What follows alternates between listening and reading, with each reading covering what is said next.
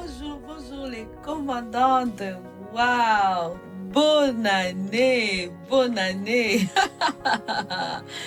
Bienvenue dans votre année 2025 qu'on a tant attendu.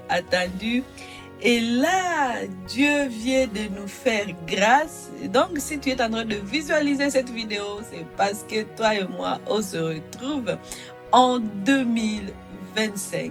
Nous rendons grâce à Dieu. C'est un privilège, c'est une grâce parce que nous sommes là. Et j'ai tellement hâte de découvrir toutes les choses que Dieu a prévues pour toi et moi en 2025.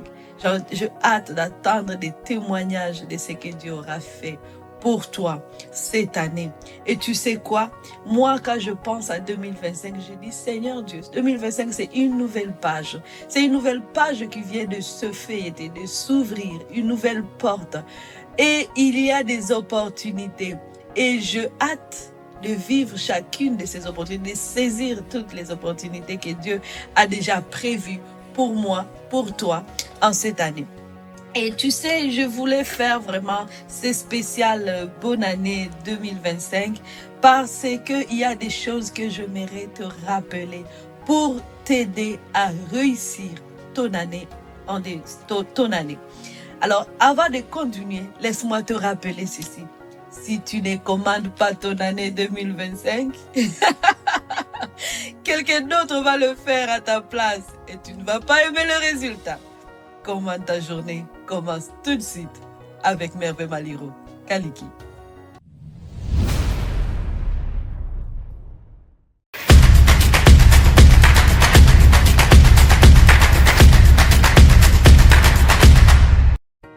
Très bien, gloire à notre Seigneur. Alors aujourd'hui, je voulais juste venir te rappeler des choses importantes que tu dois mettre à pratique cette année pour réussir ton année 2025, pour faire de ton année 2025 la meilleure de toutes les autres années.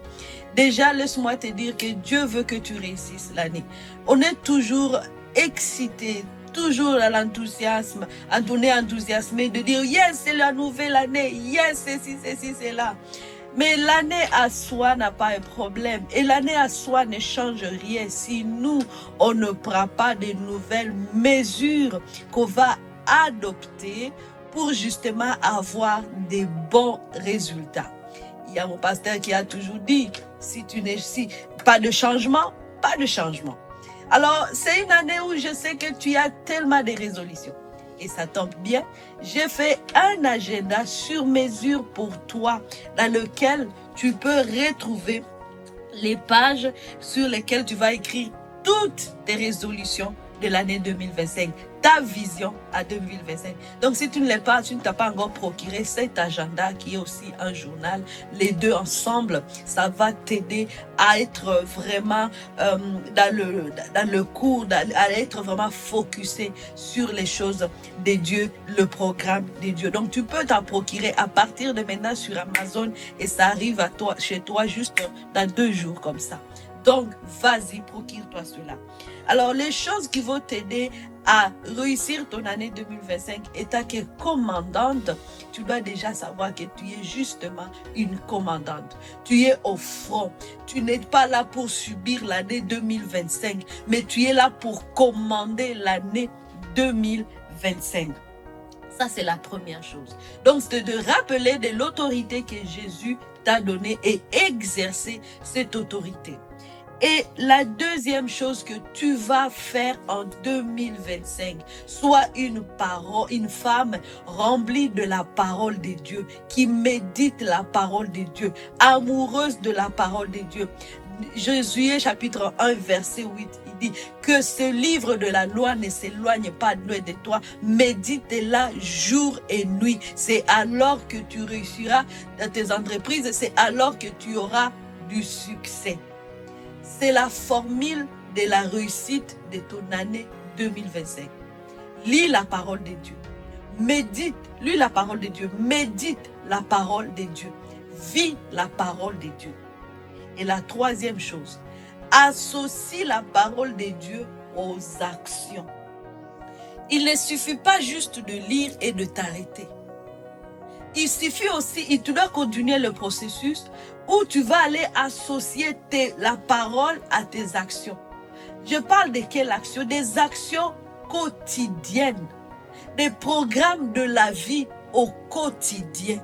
Et à cela, tu vas aussi attendre la voix de Dieu qui va te dire, tu vas faire ça. Quand Dieu te dit, fais ceci, fais-le, n'hésite pas, ne doute pas. Réfléchis aux promesses que Dieu t'a dit. Commence à faire des pas de foi en lien avec ces promesses.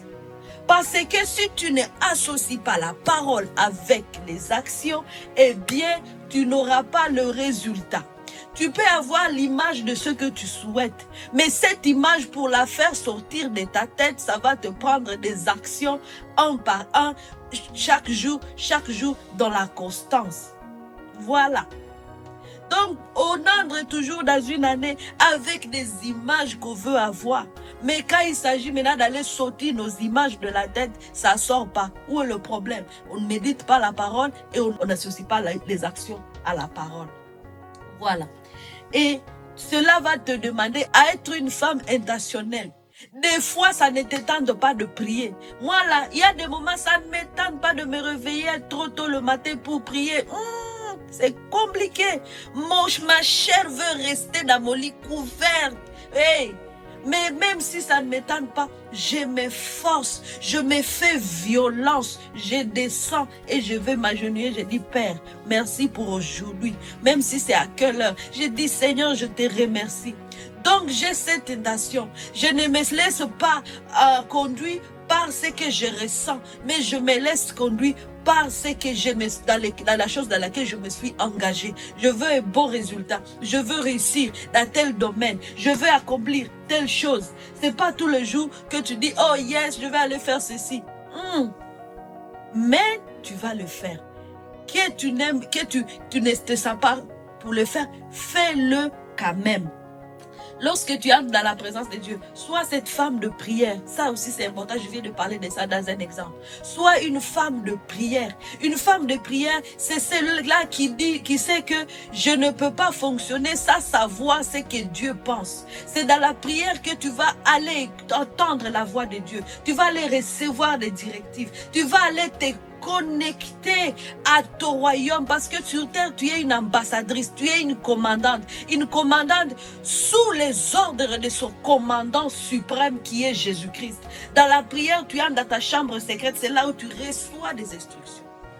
Voilà comment tu vas faire dans ton année 2025. Et là, quand tu reçois, tu médites ce que tu médites là-dessus, et là tu vas mettre des actions. Voilà. Et fais cela chaque jour. Et une autre chose avant de terminer. Sois une femme qui va se lever beaucoup plus tôt. Toutes ces choses-là, la prière, la méditation, fais-le beaucoup plus tôt.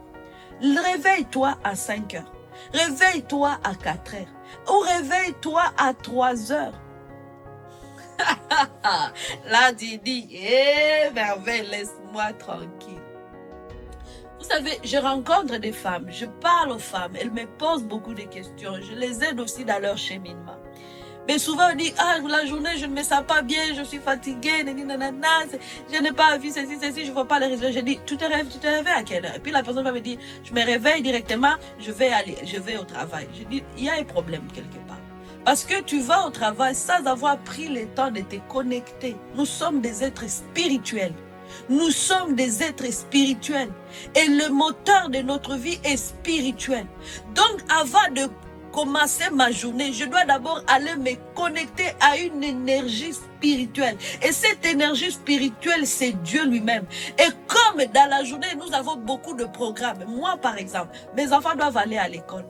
Or, quand ils doivent aller à l'école, il faut que j'ai déjà passé du temps avec le Seigneur. C'est pour cela que je vais me lever beaucoup trop tôt. Peut-être, si je dois vous dire l'heure, je peux me lever à 4 heures, comme je peux me lever à 3 heures. Si vous n'êtes pas obligé à vous lever à ces heures-là, vous n'êtes pas obligé. Ça dépend de comment vous fonctionnez, ce que vous voulez réaliser avant 8 heures. Et là, avec ce programme-là, et là, après, je vais réveiller mes enfants pour qu'on prie ensemble encore. Donc, avant qu'ils aillent à l'école, ils doivent aussi prier. C'est une routine que j'ai décidé de faire. Et je vois que dans mon corps, dans mon esprit, même dans l'esprit des enfants, je trouve que ça va bien. C'est le moment, le matin, où notre esprit est connecté et en alerte. On s'est reposé. Et puis là, on se réveille. C'est comme, waouh, je peux recevoir. Et les enfants, je les enseigne le matin. Ils peuvent recevoir. Je sens que oui, ils retiennent facilement ce que je les enseigne le matin que ce que je vais les enseigner dans la soirée. Parce que toi, tu reviens du travail, tu es déjà fatigué. Alors tu vas inverser. Au lieu de chercher à passer du temps avec le Seigneur le soir, fais-le trop tôt le matin pendant que ton esprit est là disposé à recevoir, à boire. Et l'énergie que tu vas recevoir, c'est qui va te transporter la journée. Tu vas dire, waouh, d'où vient cette énergie? Et je l'ai expérimenté. Des fois, moi-même, je me suis dit, c'est comme si tu n'arrêtes pas. Tu n'arrêtes pas. Il y a l'énergie parce que tu es connecté. Dès le matin, tu vas boire. C'est comme du carburant. Ne va pas avec l'auto qui n'a pas de l'huile, qui n'a pas de carburant quand même. C'est ça. Lève-toi le matin et qu'on fasse ces choses-là. Commence progressivement avec l'aide du Saint-Esprit. Et le Saint-Esprit va être ton réveil. Quand je dis des fois, je n'ai pas besoin de que mon téléphone me réveille. Seulement, le Saint-Esprit va me réveiller parce que mon corps est déjà habitué. Paf! Et puis là, je me lève. Waouh! Si je ne me lève pas, c'est parce que j'ai décidé. Mais l'heure à la prière, il sonne. Si ce n'est pas mon téléphone qui va sonner, mon corps, le Saint-Esprit va le communiquer ça. Alors voilà les choses que je vous invite à faire, à pratiquer cette année. Et l'agenda que je vous ai aussi préparé. Dans cet agenda, il y a l'endroit où vous allez écrire vos décrets, déclarations prophétiques pour l'année. Pardon, à la semaine ou par jour. Vos sujets de prière. Donc ça vous guide, vos actions à prendre. Parce que lorsqu'on prie, on doit aussi faire des actions. Donc, procurez-vous cet agenda, il va vous aider tout au long de l'année. Et vous allez voir d'où vous venez, où vous allez, c'est quoi le programme, parce qu'il est excellent pour vous aider à maintenir les choses que je suis en train de parler. Vous voyez, les choses que je suis en train de dire, et puis vous allez méditer, ça vous conduit vraiment dans tout ça. Et en même temps, vous allez écrire vos programmes, c'est un agenda. Vous allez écrire vos programmes, vos rendez-vous, les choses que vous allez faire tout au long de la semaine ou de la journée. Je bénis votre année. Je déclare que cette année va être une année différente. Vous allez avoir des résultats merveilleux, glorieux. Des résultats merveilleux et glorieux. Vous allez vivre dans la présence de Dieu des choses que vous n'avez pas vécues auparavant. Peu importe les situations que vous êtes en train d'expérimenter encore à ce moment. Mais cette année, cela va changer. Des percées financières, nous les appelons dans le nom de Jésus. La percée dans votre corps, vous recevez la guérison. Cette année, c'est la guérison. Si vous avez besoin de rencontrer votre mari, cette année, vous allez rencontrer l'homme de votre vie, l'homme que Dieu a déjà préparé pour vous, dans le nom de Jésus. Cette année, vous entrez dans votre destinée, dans le nom puissant de Jésus. Cette année, elle est bénie, elle est meilleure, plus que les autres années. J'ai béni cette année pour vous. Je la bénis. Merci Seigneur Dieu, parce que tu nous précèdes dans tout ce que tu nous appelles à faire. Vous êtes des commandantes. Commandez la journée chaque jour. Commandez l'année chaque jour. Au nom de Jésus-Christ. N'oubliez pas même d'acheter le livre Revivre, c'est possible, le journal. Parce que toutes ces choses-là contiennent des révélations qui vont vous accompagner tout au long de la journée. Vous voulez guérir, vous voulez prospérer, vous voulez faire toutes les choses et vivre merveilleusement la vie que Dieu a déjà prédestinée d'avance pour vous. Soyez bénis. Et rappelez-vous que revivre, c'est possible.